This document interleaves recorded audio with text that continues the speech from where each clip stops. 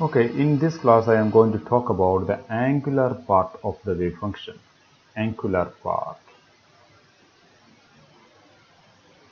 of the wave function.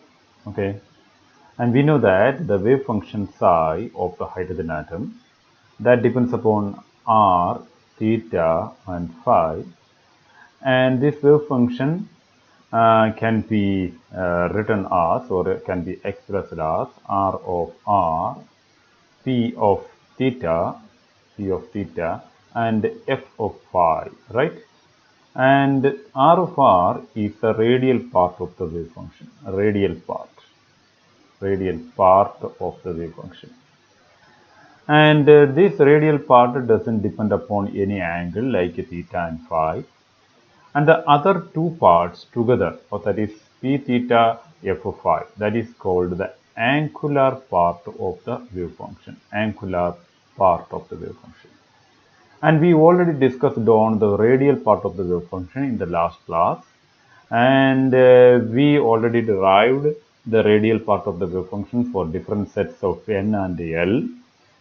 For example, uh, we constructed the expression for the radial part of the wave function, that is r, n, l, r, for different sets of n and l, that is n is equal to 1, l is equal to 0, n is equal to 2, l is equal to 0, and l is equal to 1. Okay, so these are the these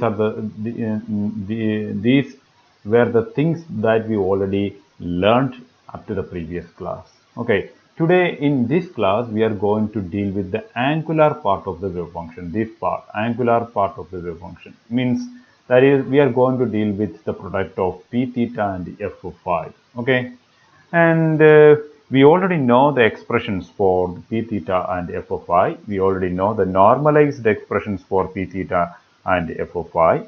And this p theta and f of phi together we can call this as ylm theta phi. ylm theta phi, that is equal to p theta f of phi.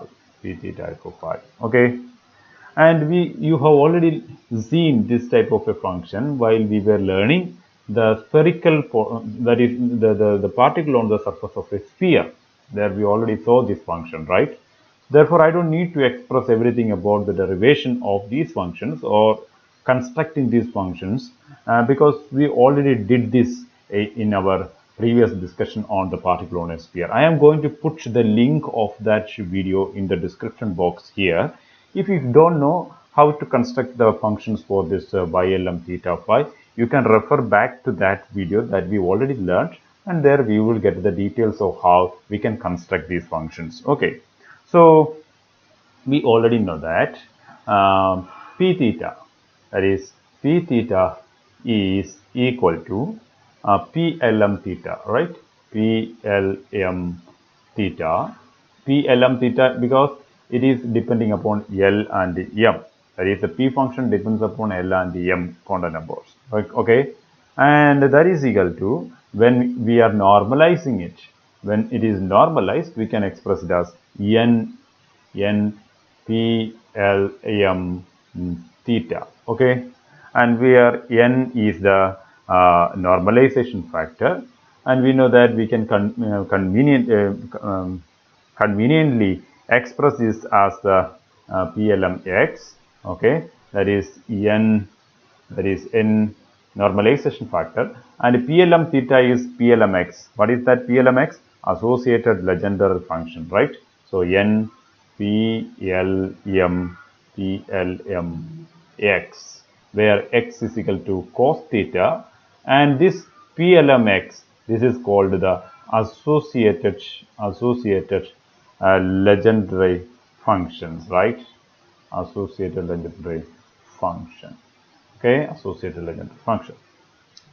And you already know the expression for plmx because we already learned this detail while discussing on the particle on a sphere. And plmx is equal to 1 minus x square raised to m by 2, d raised to m divided by dx raised to m, okay, plx. Here you can see that I have put em between two vertical lines. It means that the modulus of m. You know that m can have the values 0, m is equal to 0, plus or minus 1, plus or minus 2, plus or minus 3, etc. So it can have positive and negative values, but here we will use the absolute value. That is, for example, when m is equal to plus 1 or minus 1, in both cases, here m will have the same value because we are taking only the absolute value, okay? That is why it is written like this. So PLMX is this one, and here we have another term that is PLX, and PLX, that is called the legendary function, and this PLX is equal to 1 by 2 raised to L L factorial d raised to L divided by dx raised to L, right? X square minus 1 the whole raised to L. You have already learned this. That is why I am going a little bit fast. Okay, so that is expression for the PLX. So if we are putting PLX in this expression for PLMX, then we can write PLMX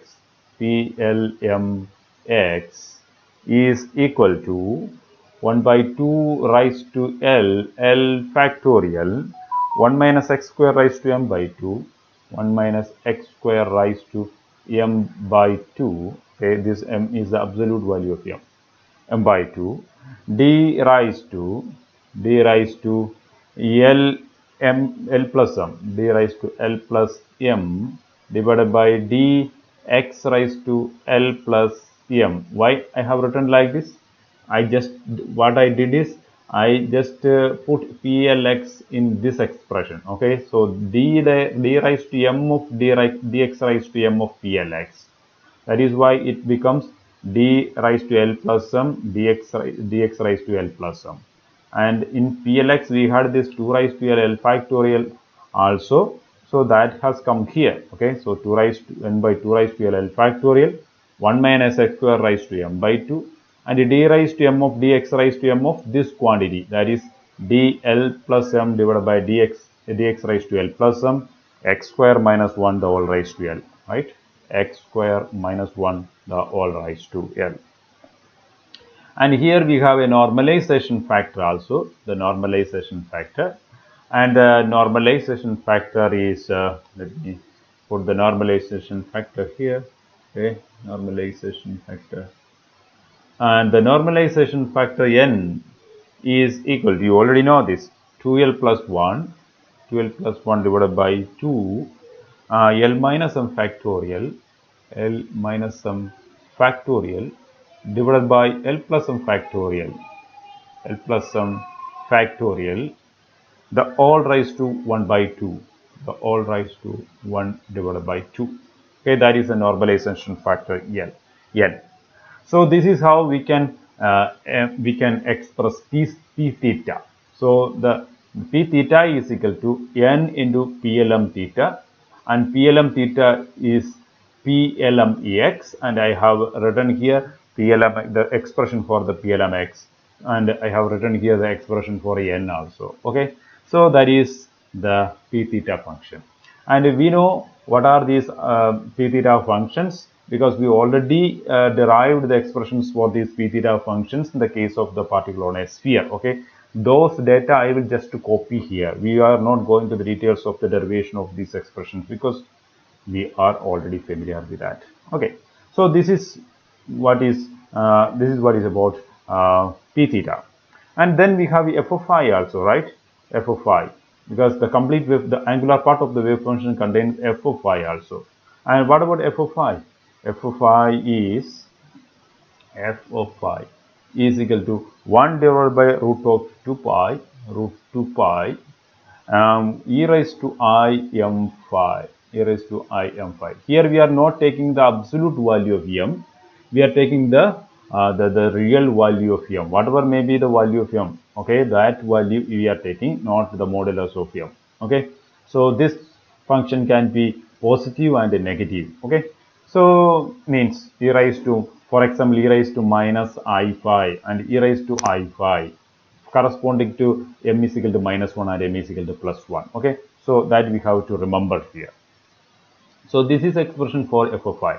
And when we are taking p theta multiplied by f of I, then we will get the angular part of the wave function, that is y l m theta phi. Okay. And now what I am going to do, I am going to list the y l m theta phi expressions for different sets of l and m. I am not going to the details of that because we have already done this because in a very detailed manner, and you can check back my previous videos. Okay, so let me write the ylm theta ylm theta phi functions. Okay, so let me take L is equal to different sets of L and M. So L is equal to 0. For L is equal to 0, M is equal to 0. We already know this, right? L is equal to 0, M is equal to 0. So in this case, y lm theta phi is y 0 0. Okay, theta phi is equal to 1 divided by root of 2 pi. 1 divided by root of 2 pi.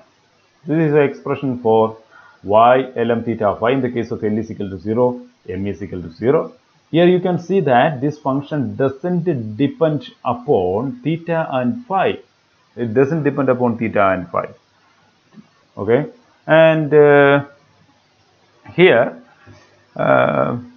you have to see this one y lm theta phi. In this case, actually it is not root 2 pi, 2 root pi. Okay, sorry, 2 root pi. You have to write 2 root pi. It was a mistake. Y lm theta phi is equal to 2 1 divided by 2 root pi. Okay, you can check our previous video. There we have already done this. And p, what about p is what about L is equal to 1, L is equal to 1 and m is equal to 0. And when L is equal to 1, m is equal to 0, then it is y 1 0. Okay, 1 0 theta phi, 1 0 theta phi, and that is equal to 3 by 4 pi raised to half, 3 by 4 pi raised to half cos theta, right? 3 by 4 pi raised to half cos theta. Okay, and the next set, L is equal to 1 and m is equal to plus 1. Okay, for corresponding to L is equal to 1, we have 3 values of m, that is 0, plus 1, minus 1. We have already done this for m is equal to 0. Now what we are going to do is, we are going to do the same for L is equal to m is equal to plus 1. And for m is equal to plus 1, then y L is equal to 1 and m is equal to plus 1. So y 1 1 theta phi, 1 1 theta phi is equal to 3 by 8 pi raised to half, 3 by 8 pi raised to half sin theta e raised to I phi, e raised to I phi. And for L is equal to 1, m is equal to minus 1, L is equal to 1, m is equal to minus 1, then y lm theta phi, that is equal to y 1 minus 1, sorry,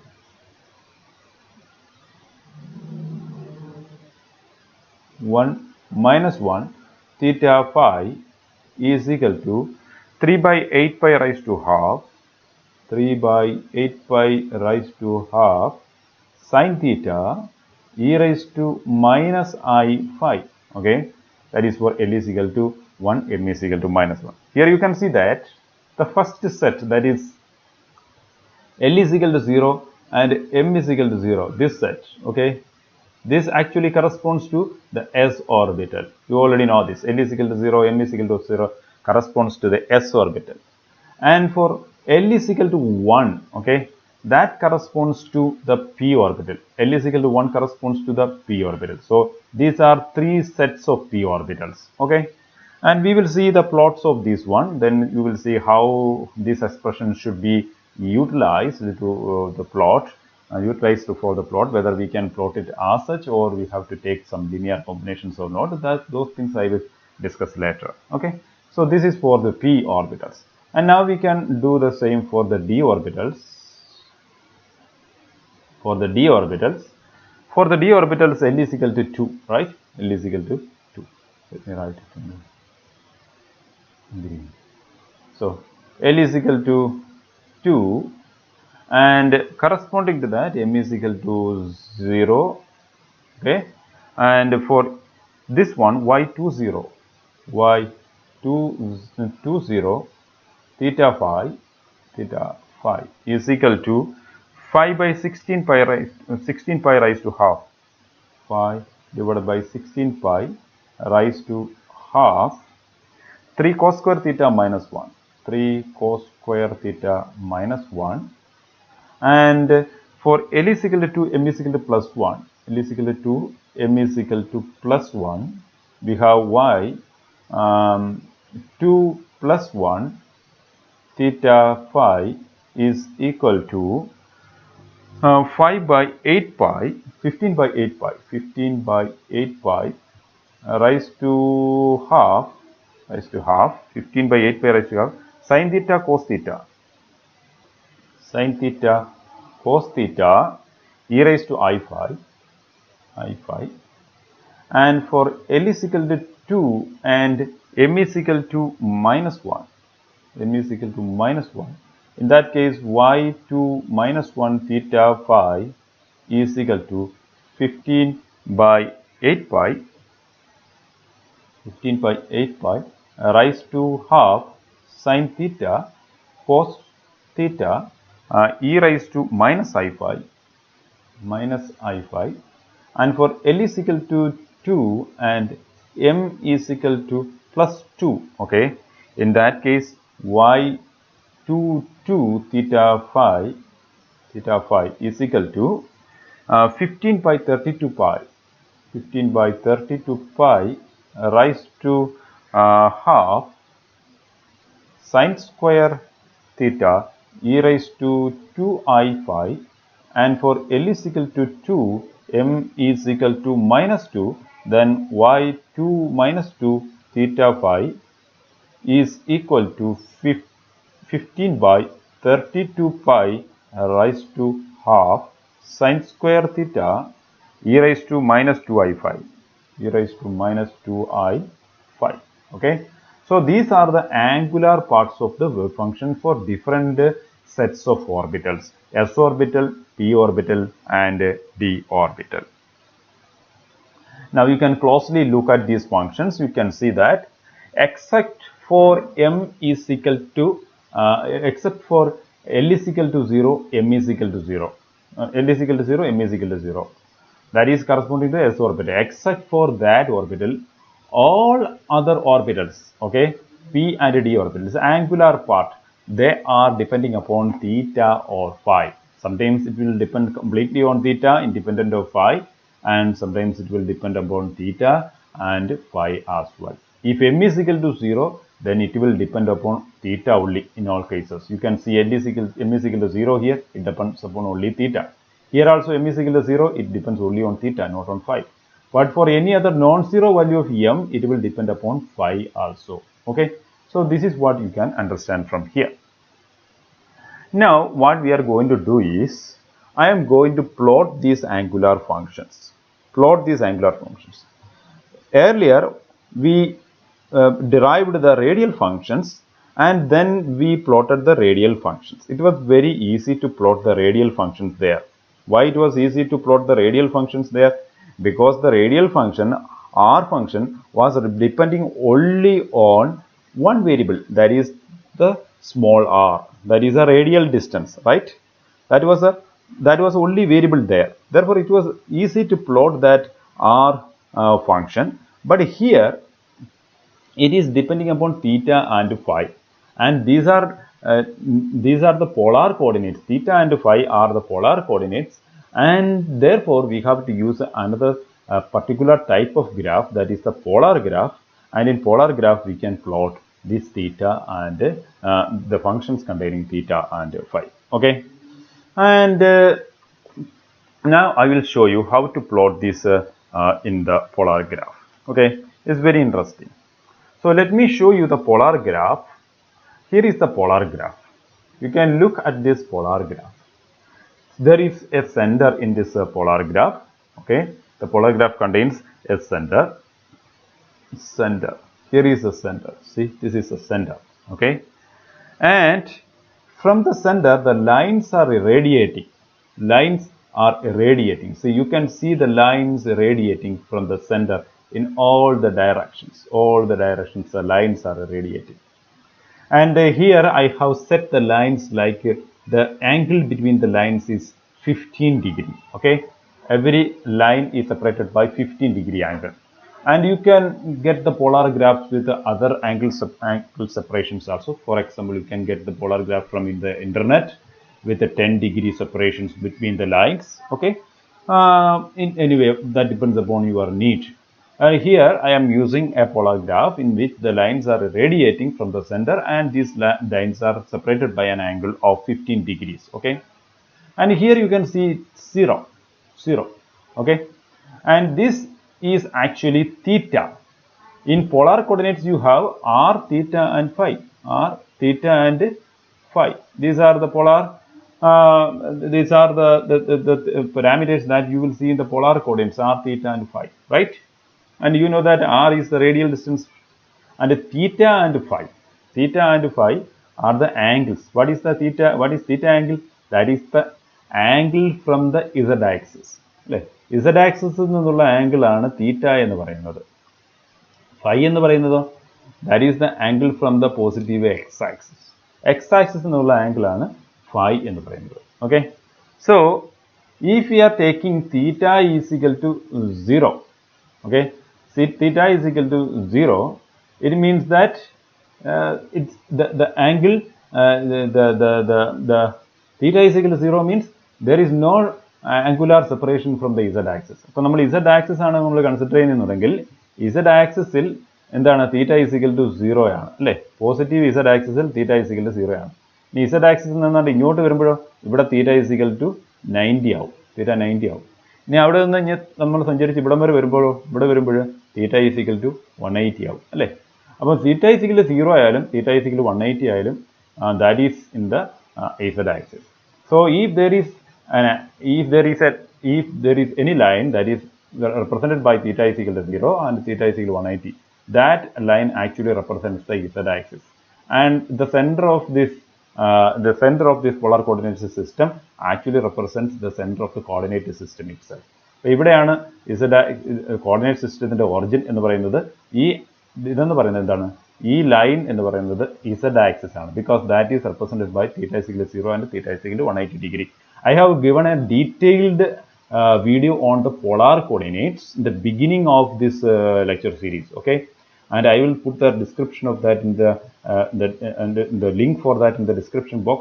There you can see the details of the polar coordinate system, and there you will understand what is the meaning of this theta, phi, etc. Okay, at this moment you understand that theta is the angle from the z axis, positive z axis. അപ്പം ഈ തീറ്റയുടെ value എവിടെ വരെയാണ് vary ചെയ്യുന്നത്? Polar coordinate സിസ്റ്റത്തിൽ theta varies from 0 to 180 degree അല്ലേ? 0 to 180 degree വരെയാണ് തീറ്റയുടെ ആംഗിൾ വേരി ചെയ്യുന്നത്. ഓക്കെ, ഇനി phi എന്ന് പറഞ്ഞാൽ എന്താണ്? Phi actually is the angle from the positive X axis. X ആക്സിൽ നിന്നുള്ള ആംഗിൾ ആണ് phi എന്ന് പറയുന്നത്. Phi can vary from 0 to 360 degree. Okay, that is phi. That is about phi, and theta vary from 0 to 180 degree. Okay, and here we have a graph, and in this graph we are actually representing theta only. Okay, and here you can see that the theta is from 0, then 15, 13, 45, 60, 75. These are the numbers which are on the top. Okay, 15, 30, 45, 60, 75, 90, 105, 120, 135, 150, 165, 180. And in the graph you can see the other angles also. Okay, you can see the other angles up to 360 also. But in the polar coordinate system you don't need to consider the angle up to 360, you need to consider the angle up to 180 degree only. I have already detailed the reason for that, okay, in my previous video. Okay, there you can see why it is only from 0 to 180, not from 0 to 360 degree. Okay, but in the graph you can see the angles from 0 to 360 degree. Okay, and because this angle, you can see that this angle is actually meant for various purposes. Okay, for our purpose we have theta from 0 to 180 degree. Okay, and now you can also see that there are many concentric circles, like circles having the same center. There are concentric circles here, and these concentric circles are gradually increasing their radius, right? Here is a circle, then there is another circle, but the radius is increasing at equal intervals, right? Or equal distance is increasing every time for the radius of the circle. Okay, so this is a polar graph. Now I hope you have an idea of the polar graph. Polar graph is center, and that center is the center of the coordinate system itself, and then lines are radiating from the center at every 5 degree, 10 degree or 15 degree, whatever may be, and there are concentric circles of gradually increasing radius. Okay, and this is how a polar graph will look like.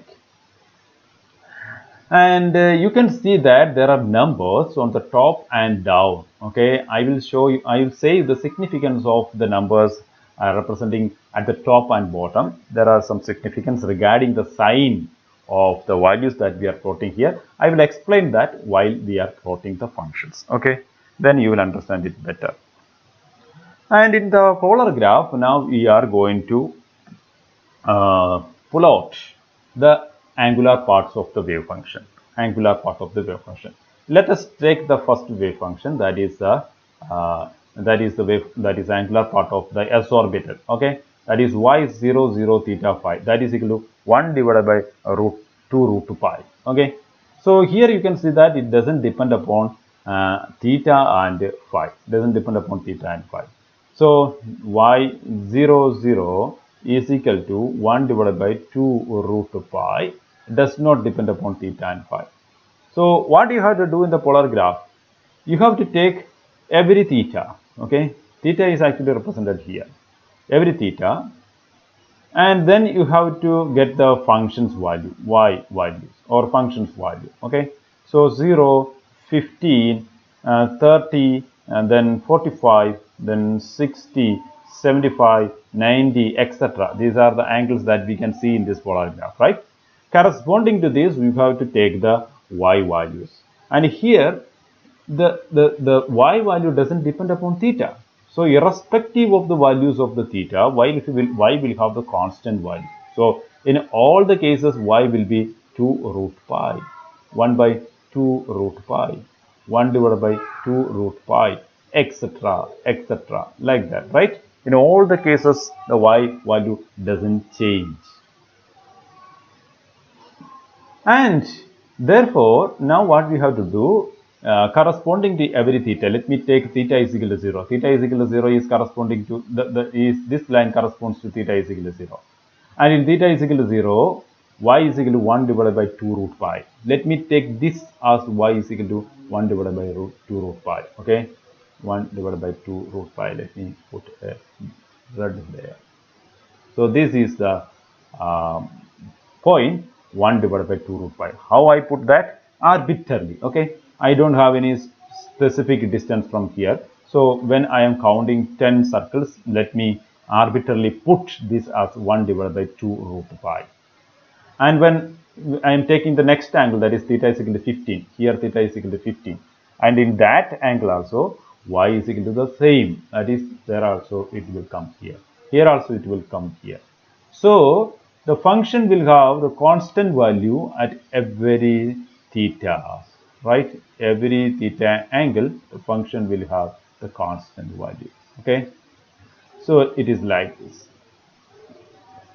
So up to 180 we have here like this. Okay, and theta is from 0 to 180.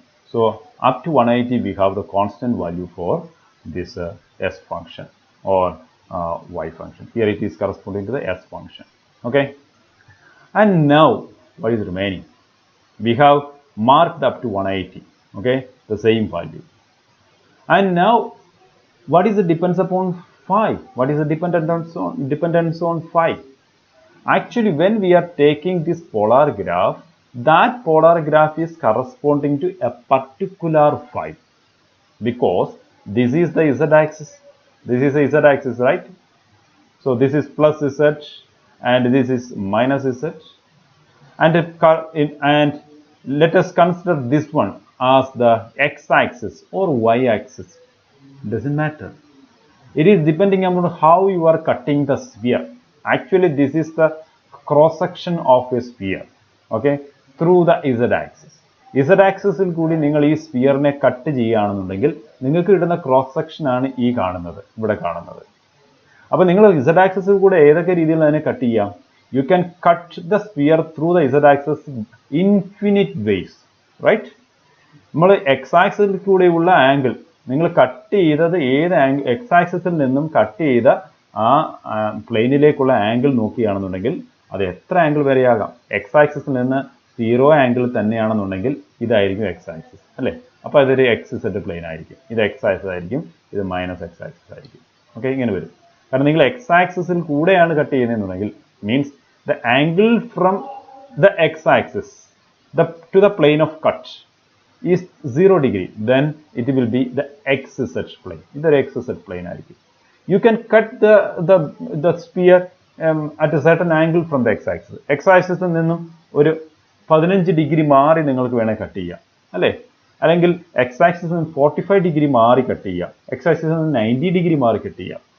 x-axis-ൽ നിന്ന് 90 degree മാറി cut ചെയ്ത് കഴിഞ്ഞാൽ ഇത് ഏത് axis ആയിട്ട് മാറും? നമുക്ക് കിട്ടുന്ന ഈ ക്രോസ് സെക്ഷൻ എന്ന് പറയുന്നത് ഇവിടെ y ആക്സിസ് ആയിരിക്കും, അല്ലേ? x-axis-ൽ നിന്നും 90 ഡിഗ്രി മാറിയാണ് നിങ്ങൾ കട്ട് ചെയ്യുന്നുണ്ടെങ്കിൽ this will be the y axis. ഇത് y ആക്സിസ് ആയിരിക്കും, ഇത് മൈനസ് y ആയിരിക്കും. മനസ്സിലായോ? അപ്പം നിങ്ങൾക്ക് ഈ കട്ട് ചെയ്യാവുന്ന പ്ലെയിൻ എന്ന് പറയുന്നത് infinite number of planes possible ആണ് കട്ട് ചെയ്യുമ്പോൾ. അപ്പോൾ ഇവിടെ കിട്ടുന്ന ഈ പോളാർ ഗ്രാഫ് എന്ന് പറയുന്നത്, ഇവിടുത്തെ പോളാർ ഗ്രാഫിലെ ഈ ഹൊറിസോണ്ടൽ ആക്സിസ് എന്ന് പറയുന്നത് it can be any axis of your choice.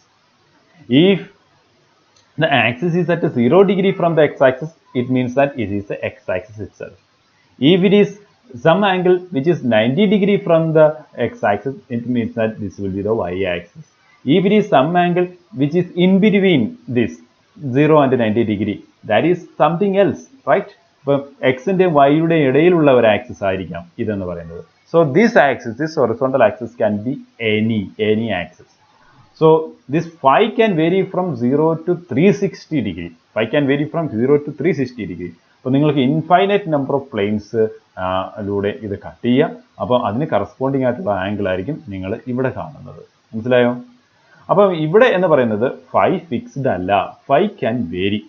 തീറ്റ മാത്രമേ ഉള്ളൂ നമ്മളിവിടെ റെപ്രസെൻ്റ് ചെയ്തിരിക്കുന്നത്. phi ഫിക്സ്ഡ് അല്ല, phi ഏതുമാകാം. അപ്പോൾ ഏത് ഫൈക്കും കറസ്പോണ്ടിങ് ആയിട്ട് നമുക്കൊരു പോളാർ ഗ്രാഫ് ഈ രീതിയിൽ ഉണ്ടാക്കിയെടുക്കാം.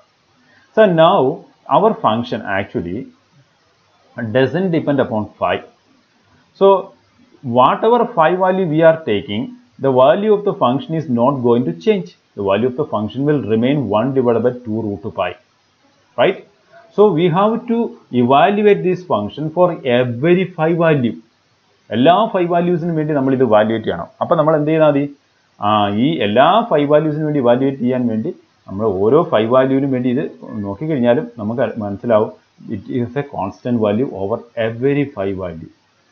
എന്ന് പറഞ്ഞു കഴിഞ്ഞാൽ ഈ നമുക്ക് കിട്ടിയിരിക്കുന്നത് ഒരു ഹെമി സർക്കിളാണ് ഇവിടെ കിട്ടിയിരിക്കുന്നത്, അല്ലേ? ഇവിടെ മുതൽ ഇവിടെ വരെ നമുക്ക് കിട്ടിയിരിക്കുന്നത് ഒരു ഹെമി സർക്കിളാണ്, അല്ലേ? Hemi circle. ഇതിൻ്റെ വര എത്ര കൊള്ളത്തില്ലേ? നമുക്കറിയാവുന്ന കാര്യമാണ്. ഓക്കെ, ഒരു ഹെമി സർക്കിളാണ് നമുക്ക് ഇവിടെ മുതൽ ഇവിടെ കിട്ടിയിരിക്കുന്നത്. So if we are rotating this hemi circle by 360 degree for every phi, അല്ലേ? ഈ ഹെമി സർക്കിളിനെ നമ്മൾ ഓരോ phi വാല്യൂക്കിനും വേണ്ടി 360 ഡിഗ്രി റൊട്ടേറ്റ് ചെയ്ത് കഴിഞ്ഞാൽ, ഇസഡ് ആക്സിസിന് എബൌട്ട് ആയിട്ട് റൊട്ടേറ്റ് ചെയ്ത് കഴിഞ്ഞാൽ, അത് every rotation will be corresponding to each phi value, അല്ലേ? ഓരോ റൊട്ടേഷനും ഓരോ phi വാല്യൂവിന് കറസ്പോണ്ടിങ് ആയിരിക്കും. അപ്പോൾ നമ്മൾ ഈ ഇസഡ് ആക്സിസിന് എബൌട്ട് ആയിട്ട് ഈ ഹെമി സർക്കിളിനെ റൊട്ടേറ്റ് ചെയ്യുന്നു, so that we will cover all the phi values. So what will be the result? ഈ ഹെമിസർക്കിളിനെ നമ്മൾ 360 ഡിഗ്രി റൊട്ടേറ്റ് ചെയ്ത് കഴിഞ്ഞാൽ എന്തായിരിക്കും നമുക്ക് കിട്ടുന്നത്? What will be the result if we are rotating this hemicircle by 360 degree? We will get a sphere, right? If we are rotating this semicircle about the z-axis by 360 degree, then that all the hemicircles at every phi angle will constitute a complete sphere, right? So that is the shape of the s orbital. So the s orbital will be a sphere. This indicates that s orbital will be a sphere. S orbital will be sphere. The angular part of the wave function for the s orbital, that is actually not depending upon theta and phi. Therefore, s orbital will be spherically symmetric. In all the values of theta and phi, the value of the angular part of the function is not going to change. Therefore, the result will be a sphere. Okay, that is about the s orbital. S orbital will be a sphere. That we understood now. Now, what about the next orbital? Next orbital corresponds to L is equal to 1, M is equal to 0. L is equal to 1, M is equal to 0. That we will check how it will look like. Okay. Okay. Now, L is equal to 1, M is equal to 0. L is equal to 1, M is equal to 0. Okay. And we already know the function for this one is 3 by 4 pi raised to half cos theta. 3 by 4 pi raised to half cos theta. This is the function, right? Now we are going to plot this function. This is y function. And now we are going to plot this function. So let me take different values of theta. So here I have a line.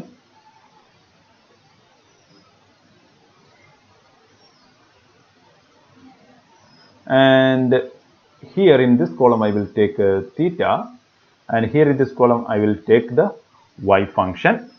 I am just purposely avoiding 3 by 4 pi raised to half because this is just a constant. Okay, in every result this will be a common factor. Therefore, I am just avoiding this one because that is not going to affect the shape of the plot that we are going to get. Okay, so I am just avoiding this part. What is changing here is cos theta. So I am maintaining only this one. So what we are getting here will determine the shape of the plot. Okay, so theta is equal to 0, then cos theta is equal to 1, right? Theta is equal to 15, then cos theta is equal to 0.97. Theta is equal to 30, then cos theta is equal to 0.87. Okay, then theta is equal to 45. Yeah, I am taking every 15 degree angle. Okay, theta is equal to 45, then it is equal to 0.71. Then theta is equal to 60, then 0.5. Okay, then 75, then 0.26, and 90. Then cos 90 is equal to 0. Okay, then we are going to 105. Then that is equal to minus 0.26, and 120. 120 is minus 0.5, and then 135. 135 is minus 0.71, and 150. Okay, 150 is minus 0.87, and 165, that is equal to minus 0.97, and 180, that is the last value of theta, that is equal to minus 1. Okay, so these are the values of cos theta, that is the variable here in this expression. Okay, and now I am going to plot this. Okay, you remember that every value of this cos theta is multiplied with 3 by 4 pi raised to half. So if you are taking the y value here, and this y value is the cos theta value is multiplied with 3 by 4 pi raised to half. So if you are taking y here, this is multiplied with, the theta is multiplied with 3 by 4 pi raised to half. Okay, So this one also, the second one, this cos theta value is also multiplied by the same. All these are multiplied with the same. Okay, that you have to remember. So when we have 1 into 3 by 4 pi raised to half, that is equal to 3 by 4 pi raised to half. Okay, so 3 by 4 pi raised to half can be regarded as 1. Okay, because this is a common factor everywhere. So I am marking theta is equal to 0, cos theta is equal to 1. So let me take the 10th line. Okay, 1, 2, 3, 4, 5, 6, 7, and 8, 9, 10. Here, let me consider this one. This one is equal to 1. This is actually cos theta. So the actual value is 3 by 4 pi raised to half. So you can consider this as a 3 by 4 pi raised to half. But for the simplicity of plotting, you can consider this as 1 also. Okay. So that depends upon you. So actual value is 3 by 4 pi raised to half. Now we are going to theta is equal to 15. That is next line. See this line, 15 above. Okay. So in the 15, when theta is equal to 15, it is equal to 0.97 multiplied by this one. So 0.9 multiplied by this one is here. Okay. This here. 0.97. And next one is 0.87. Corresponding to 30, it is 0.87. So 87, it is here. 87 is here. Okay. 87 is here. And corresponding to 4, 5, it is 0.745. It is 0.71. So the line 7 is this one. So 7, 1 is here. Okay.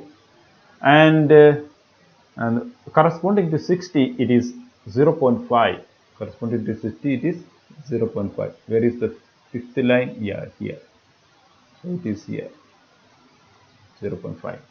And corresponding to 75, it is 0.26. So let me take this line. It is 0.26. 2 is here. So 0.26 is somewhere here. Okay. And corresponding to 90, it is 0 itself. So that is the coordinate, the origin of the coordinate system itself. Okay. And now I have to go for 105. So 105 is minus 0.26. Okay, here you have to be careful. 105 is minus 0.26. And when you have negative value, you have to go for the angle which is written in the bottom side. Here you can see that all the angles are written as pair. And when it is negative, when it is positive, you have to take the upper value. And when it is negative, you have to take the lower value of the angle. So here it is negative minus 0.26, that is negative value. So you have to take the lower value 105. Lower value 105 comes here. See in this line. ഇവിടെയാണ് 105 lower ആയിട്ട് വരുന്നത് അല്ലേ, ഇവിടെയാണ്. അപ്പം ഇവിടെ വരുമ്പോൾ നമ്മൾ എന്ത് എടുക്കണം? 105 ലോവർ ആയിട്ട് വരുന്നത് ഇവിടെയാണ്. അപ്പോൾ അതിനകത്ത് എടുക്കണം എന്ത്? minus 0.26. അപ്പം 2 ഇവിടെയാണ്. അപ്പോൾ 26 ഇവിടെ വരും അല്ലേ. So 26 here. And then 120, corresponding to 120, minus 0.5. So 120 is here, minus 0.5. The fifth line വരുന്നത് ഇവിടെയാണ്. Okay, 0.5. And 135 minus 0.71. So this 135 minus 0.71. So 7 is here. This line is 7. So here is 71. And 150 minus 0.87. See, this is 150. Then minus 0.87. 87 is here, right? Here. And 165 minus 0.97. So 165, this one, minus 0.97. So 97 comes here. Here comes 97. And 180 minus 1. So here comes this one. Okay, 180 is minus 1. Okay, yeah. And sorry, no, not here. Not here.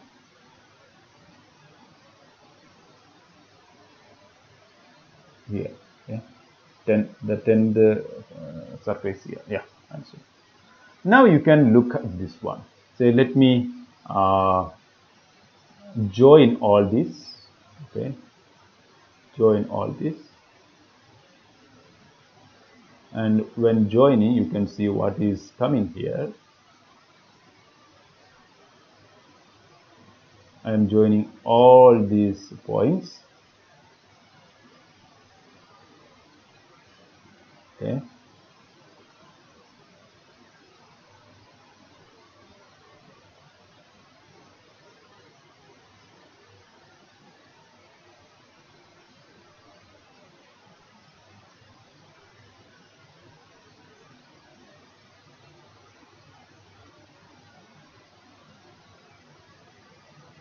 See, this is what we are getting when joining. See, this is like a wave, right?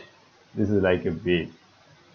So this is the plot of cos theta in the polar graph. Plot of cos theta in the polar graph. And now we have the complete plot for the cos theta. And if you are multiplying this with 3 by 4 pi raised to half, you can say that this is 3 by 4 pi raised to half. And maximum value of this one is 3 by 4 pi raised to half. Where it is, here it is 0. Okay. So it is like that. And now, what about phi? Here also you can see that it doesn't depend upon phi. It doesn't depend upon phi. Now you have to accommodate for all values of phi, right? Since the plot doesn't change for any value of phi, what you have to do? You just rotate this about z axis.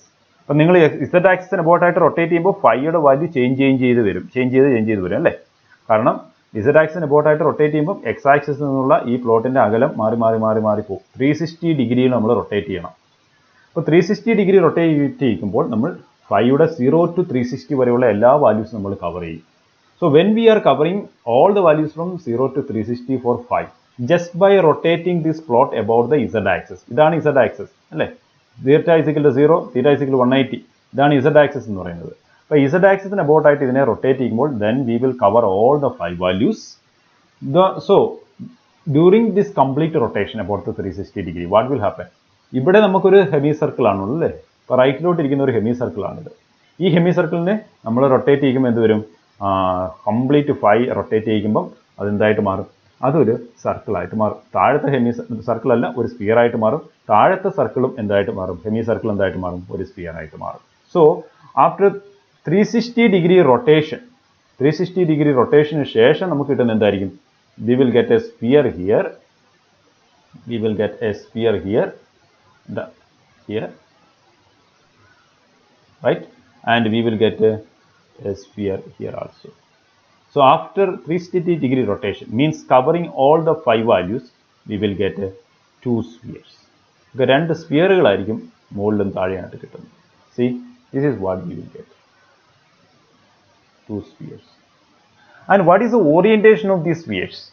These spheres are oriented, these 2 spheres are oriented along the z-axis.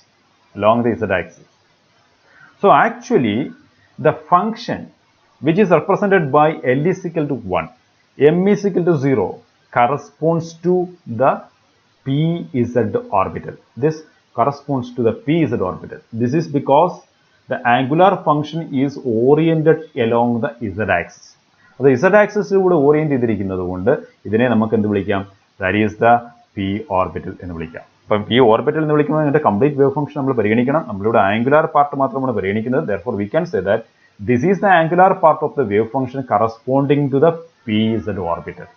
PZ orbital corresponding to the angular part in the plot. Therefore, this is the angular part corresponding to the PZ orbital. So, the plot of the angular part of the wave function corresponding to the PZ orbitals will be 2 spheres having a common axis, and that common axis is the z-axis, right? So it can be taken as the PZ orbitals angular part. So you can understand how PZ orbitals orientation we class 3 p orbitals. One is oriented along x, one is oriented along y, another one is oriented along z. Now you know that how why it is oriented along the z-axis. This particular orbital is oriented along the z-axis, and that is characterized by the quantum numbers L is equal to 1, M is equal to 0. Okay. So when we are taking n is equal to 2, L is equal to 1, M is equal to 0. In that case, it will become 2pz orbital, because then it will be in the second shell, or the principal quantum number is 2 here, right?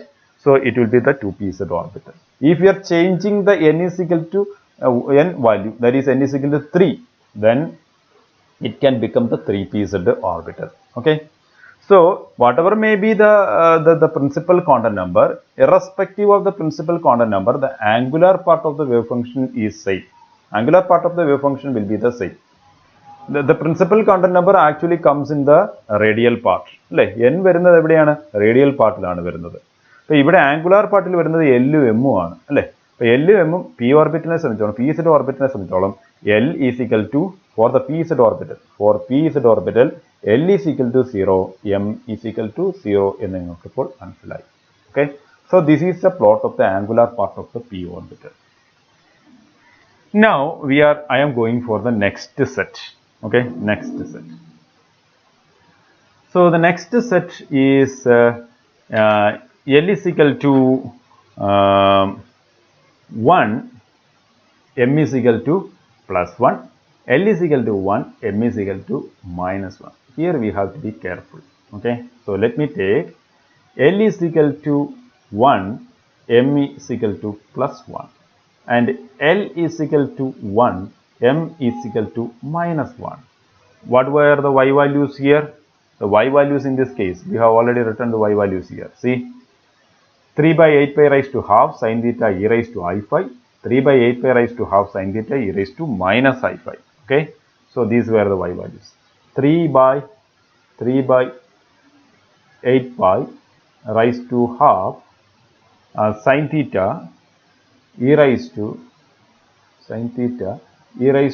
I phi, and in this case 3 by 8 pi raised to half sin theta e raised to minus I phi. Okay, see here phi is also coming, but phi is not coming very innocently. വളരെ നിരുപദ്രവകാരിയായിട്ടല്ല phi ഇവിടെ ഇരിക്കുന്നത്. Actually it is A complex function അല്ലേ? ഇവിടെ I കൂടിയുണ്ട്, root of minus 1, അതാണ് I അല്ലേ? അപ്പോൾ ഈ ഐ ഫംഗ്ഷൻ കൂടി ഉള്ളത് കൊണ്ട് ഇതൊരു കോംപ്ലക്സ് ഫംഗ്ഷൻ ആയിട്ട്. അപ്പോൾ നമ്മളുടെ ഒരു റിയൽ പ്ലോട്ടാണ് നമുക്കിവിടെ ഉള്ളത് അല്ലേ? ഈ റിയൽ പ്ലോട്ടിൽ കോംപ്ലക്സ് ഫംഗ്ഷൻ നമുക്ക് പ്ലോട്ട് ചെയ്യാൻ ഒക്കില്ല അല്ലേ? ഇവിടെ പോളാർ ഗ്രാഫിൽ നമുക്ക് കോംപ്ലക്സ് ഫംഗ്ഷൻ ഇമാതിരി അങ്ങ് പ്ലോട്ട് ചെയ്യാൻ ഒക്കില്ല. So we have to take the linear combinations of these functions. നിങ്ങൾക്കറിയാം നമ്മളുടെ രണ്ട് വേവ് ഫംഗ്ഷൻസ് അല്ലേ? ഇവിടെ L is equal to 1, M is equal to plus 1, L is equal to 1, M is equal to minus 1. These are the two functions, okay, corresponding to the two orbitals, and we can see that both of these will have the same energy eigenvalues, and therefore we can take the linear combinations of these functions. ഇതിന്റെ linear combinations എടുത്തു കഴിഞ്ഞാൽ നമുക്ക് എന്താ ഇതിന്റെ eigen value change ചെയ്യാതെ തന്നെ രണ്ട് functions കിട്ടും. ഓക്കെ, ഈ രണ്ട് ഫംഗ്ഷൻസ് എന്ന് പറയുന്നത് നമുക്ക് ഇവിടെ ലീനിയർ കോമ്പിനേഷൻ എടുക്കുമ്പോൾ കൂടെ ഇവിടുത്തെ കോംപ്ലക്സ് ഫംഗ്ഷൻ മാറി നമുക്ക് റിയൽ ഫംഗ്ഷൻസ് നമുക്ക് കിട്ടും. Okay, so in order to make it real function we can conveniently take the linear combination of these functions. So linear combination of this function ഞാൻ എടുക്കാൻ പോവുകയാണ്. First of all let me take y 1 plus 1 by 1 plus 1 theta phi and y 1 minus 1 theta phi. Okay, so let me add these two functions. Okay, so this is a linear combination adding these two functions, and in order to normalize this function let me add the normalization factor, that is 1 divided by root 2. Okay, so this will be a normalized linear combinations of these functions. Okay, and this one is equal to 1 divided by root 2, then these two are added, so there is a common factor, that is 3 by 8 pi raised to half sin theta, that is a common factor. 3 by 8 pi raised to half sin theta, that is a common factor. Then these two are added, that is e raised to I5, e raised to I5 plus e raised to minus I5, right? Okay, e raised to I5 and plus e raised to minus I5. Then when we are adding these two together, you know that e raised to I5 plus e raised to minus I5 is equal to 2 cos phi. We have already done this while learning the particle on a sphere. Perhaps you remember this, right?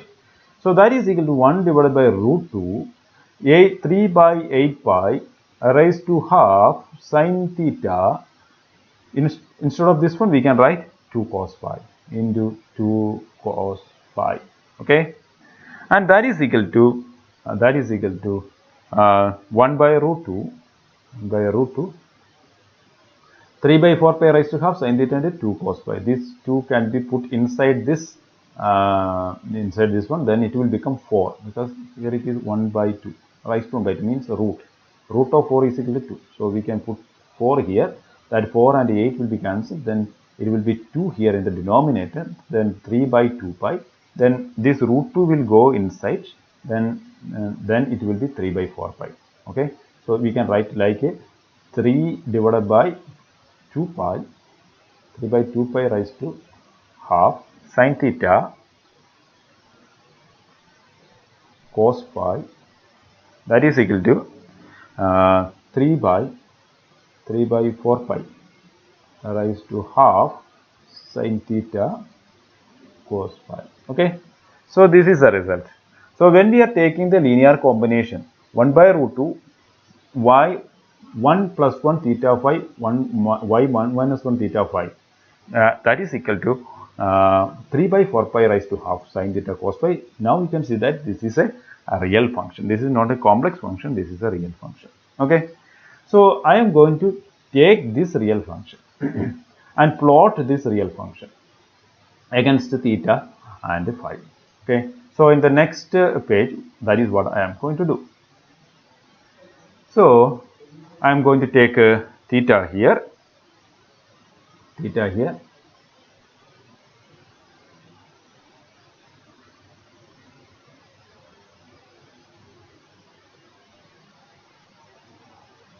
and then I have to plot sin theta cos phi, right?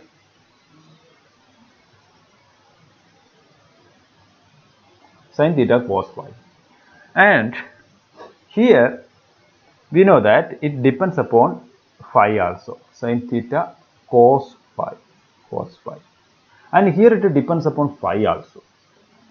But here in the polar graph, we have only fixed phi's, means we are taking the cross section of the sphere corresponding to a particular set of values of phi.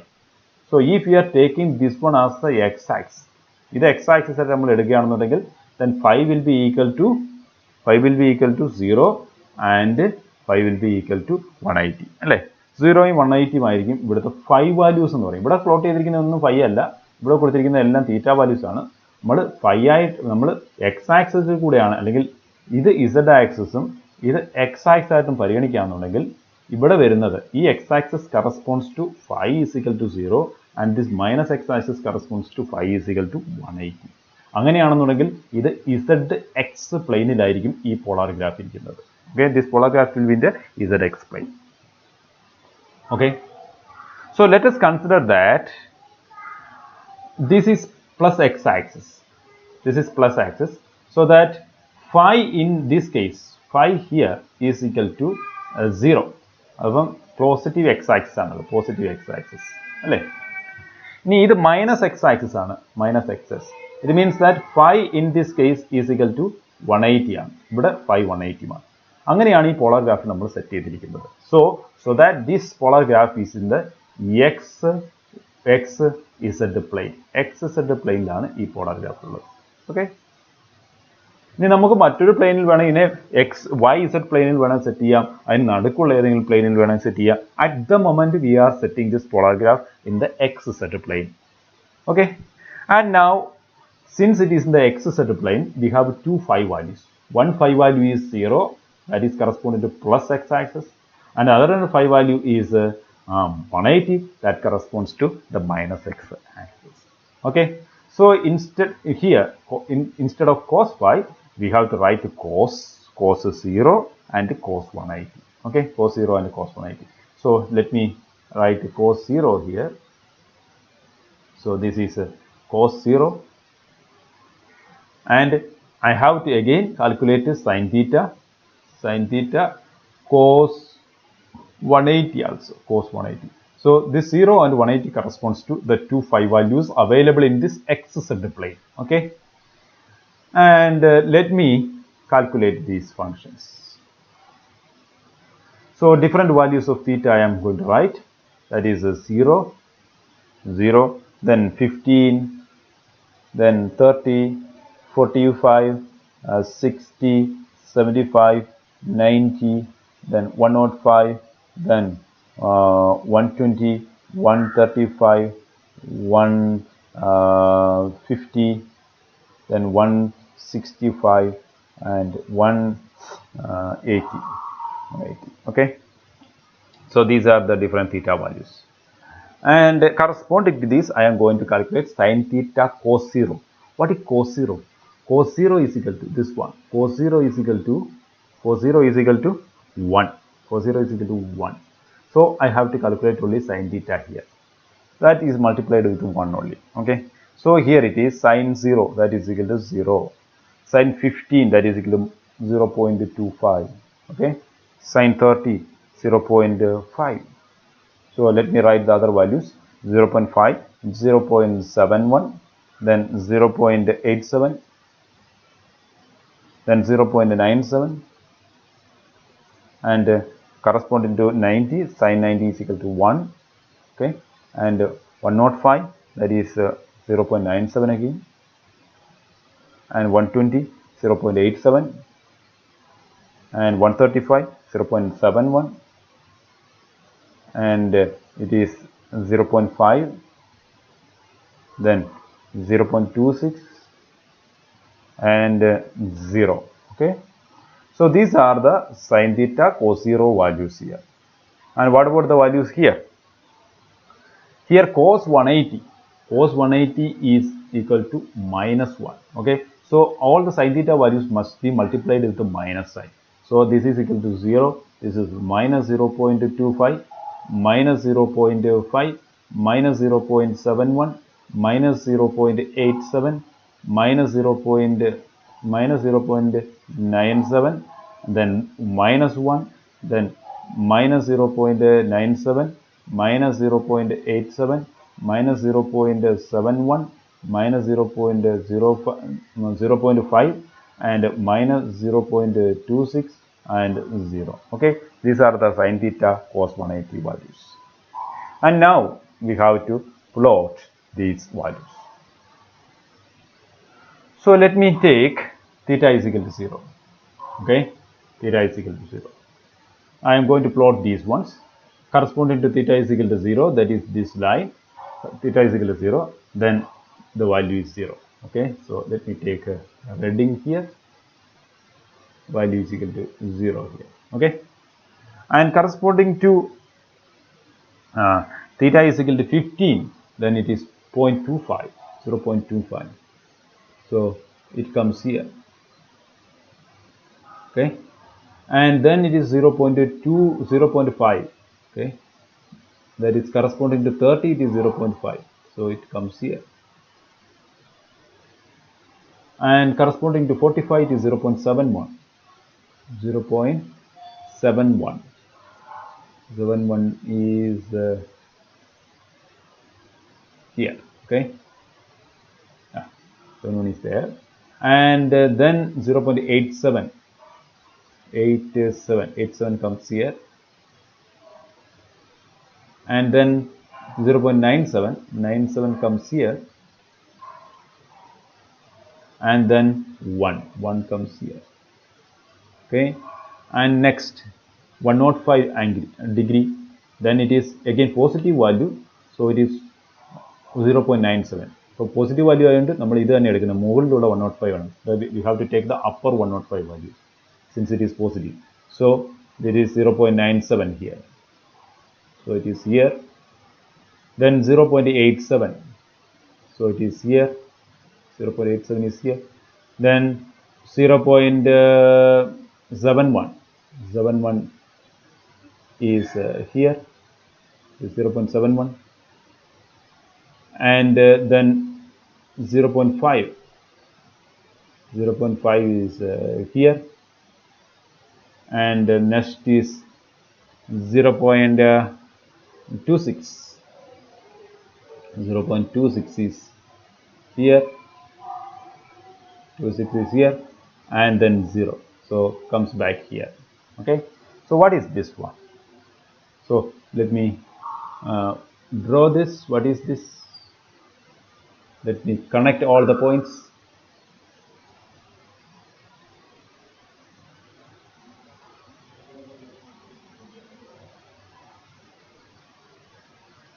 Okay, connecting these points. What you will get? What you will get when connecting these points?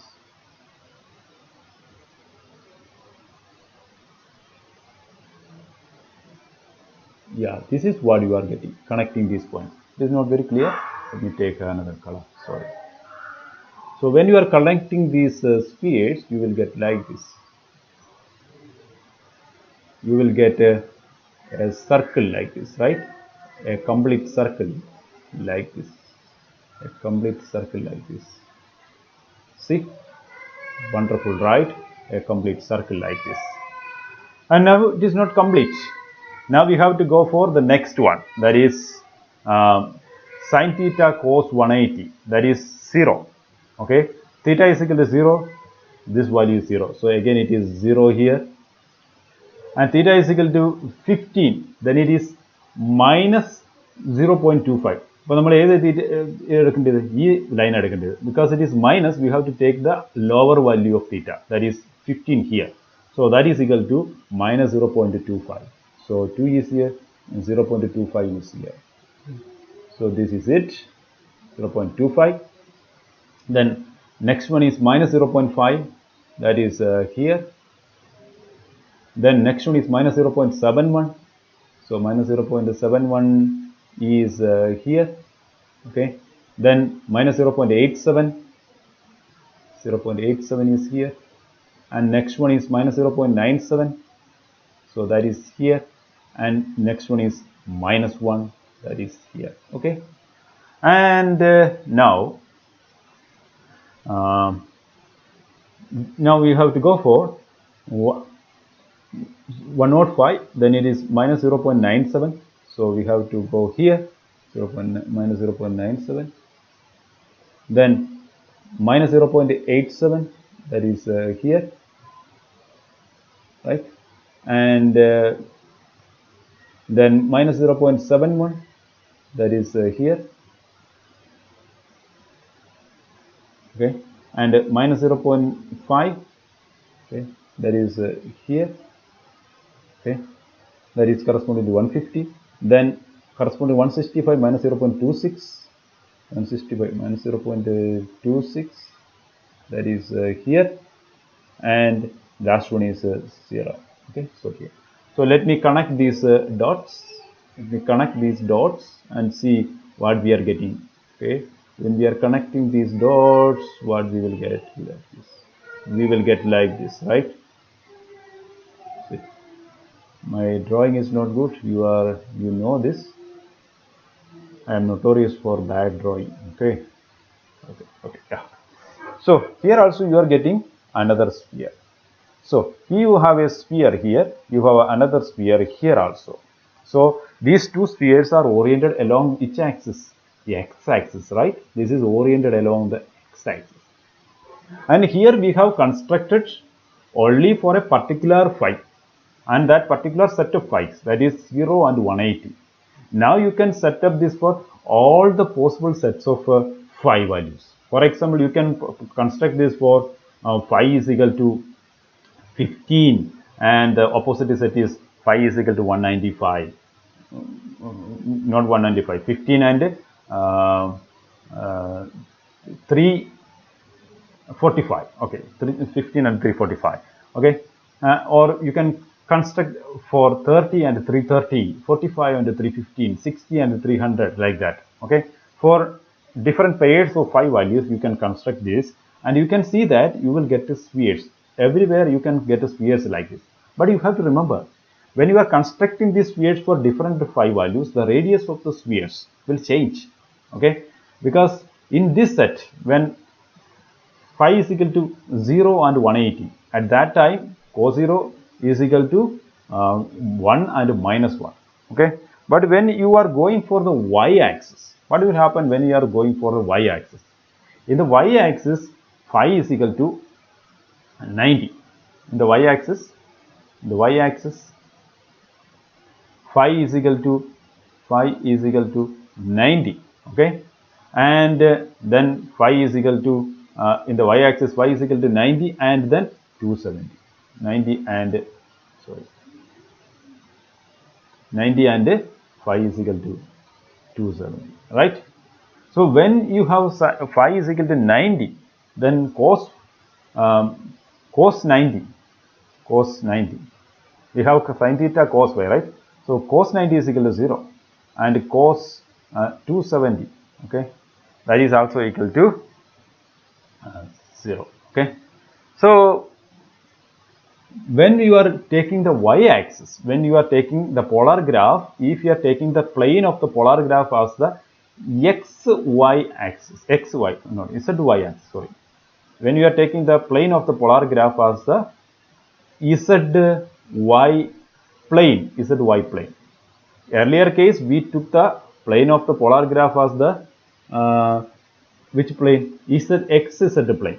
But if you are taking it as the yz plane, at that time, then phi will be equal to 0. It means that if you are taking the plot along the y-axis, there the plot will not exist. For every value of theta, it will be multiplied with 0, so that all the functions will become 0 in the y-axis.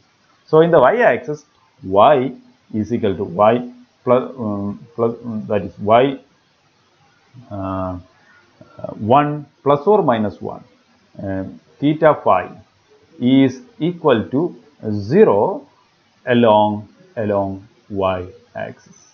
Along y-axis, then there is 0. Because the 0 axis cos 19 cos 270 ആയിട്ടാണ് വരുന്നത്. cos 19 cos 270 ആയിട്ട് വരുന്നതുകൊണ്ട് എന്തായിരിക്കും സംഭവിക്കുന്നത്? അത് മൊത്തത്തിൽ 0 ആയി പോകും. ഫംഗ്ഷൻ മൊത്തം 0 ആയി പോകും. അപ്പോൾ അതിൽ നിന്ന് നിങ്ങൾക്ക് മനസ്സിലാവേണ്ടത് എന്താണ്? നമ്മൾ ഈ ഫംഗ്ഷൻ എടുത്തു കഴിഞ്ഞാൽ, നമ്മൾ ഇപ്പോൾ പ്ലോട്ട് ചെയ്ത ഫംഗ്ഷൻ എടുത്തു കഴിഞ്ഞാൽ, ഈ ഫംഗ്ഷൻ ഓറിയൻറ്റ് ചെയ്തിരിക്കുന്നത് ഏതിലെ കൂടെയാണ്? എക്സ് ആക്സിസിൽ കൂടിയാണ് ഓറിയൻറ്റ് ചെയ്തിരിക്കുന്നത്. വൈ ആക്സിസിൽ കൂടിയുള്ള അതിൻ്റെ ഓറിയൻറ്റേഷൻ എന്ന് പറയുന്നത് എന്തായിരിക്കും? 0 ആയിരിക്കും. അല്ലെങ്കിൽ വൈ ആക്സിസിലൂടെയുള്ള അതിൻ്റെ ഓറിയൻറ്റേഷൻ എന്ന് പറയുന്നത് അതിൻ്റെ ഓറിയൻറ്റേഷൻ എന്ന് പറയുന്നത് ഇല്ല. അതിന് ഓറിയൻറ്റേഷൻ ഇല്ല. Means the wave function will be cancelled along the y axis. Okay, അപ്പം നിങ്ങൾ നേരത്തെ എടുത്ത, ഞാൻ ഇത് ഒന്നുകൂടെ വിശദമാക്കണമെന്നുണ്ടെങ്കിൽ, ഇപ്പം നമ്മൾ എടുത്തിരിക്കുന്നത് ഇത് ഏത് പ്ലെയിനിലാണ്?